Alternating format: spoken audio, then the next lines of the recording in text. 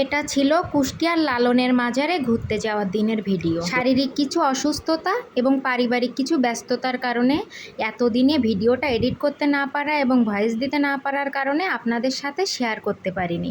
একটু ফ্রি হয়েই আপনাদের সাথে সেদিনের মুহূর্তগুলো শেয়ার করতে চলে এলাম।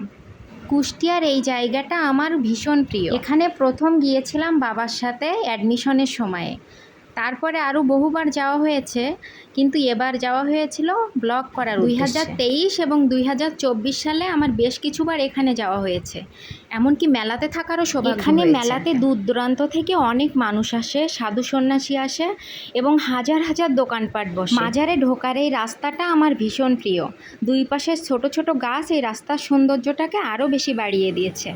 এই যে জায়গাটা দেখতে পাচ্ছেন, এটা হচ্ছে লালনের মূল মাজার এবং এই মাজারের আশেপাশে কিছু সমাধিও রয়েছে। আপনারা যারা এসেছেন তাদের কাছে এই জায়গাটাও অনেক পরিচিত, আর যারা আসেননি তারা আমার ভিডিওর মাধ্যমে জায়গাটা দেখে নিলেন। একতারা ছিল, এখানে আমি কিছুক্ষণ দাঁড়িয়ে ভিডিও করে নিলাম। জায়গাটা খুবই ভালো লাগছিল। আমি আগেও এখানে এসেছি, দিনের বেলার থেকে রাতের বেলা এই জায়গাটা অনেক বেশি সুন্দর লাগে।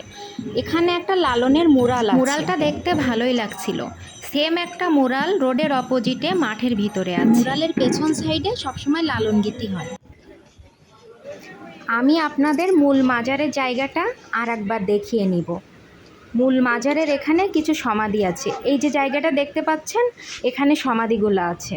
আর এখন যে জায়গাটা দেখতে পাচ্ছেন সেটা হচ্ছে অডিটোরিয়াম। এখানে সবসময় লালন গীতি হয়। আর এটা হচ্ছে একাডেমিক ভবন, এখানে লালন নিয়ে গবেষণা হয়। মূল মাজার থেকে বের হয়ে রাস্তার অপোজিটে আছে কিছু দোকান। যে মাঠটা দেখতে পাচ্ছেন, ওখানে মেলার সময় দোকান বসে, ওখানেও একটা লালনের মুরাল আছে। মেলার সময় এখানে হাজার হাজার দোকান বসে এবং অনেক মানুষের সমাগম হয়। ফুল আমার ভীষণ প্রিয়, সেটা যে ফুলই হোক না কেন।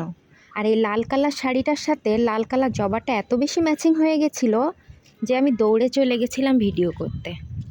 দ্রুত ঘোরা শেষ করে রিক্সাতে করে আমরা ফিরেছিলাম, কারণ এদিন আমাদের ঢাকা ব্যাক করার দিন। কেমন লাগলো আজকের ভিডিও? আপনারা কে কে গিয়েছেন লালনের মাজার দেখতে? অবশ্যই জানাবেন আমাকে।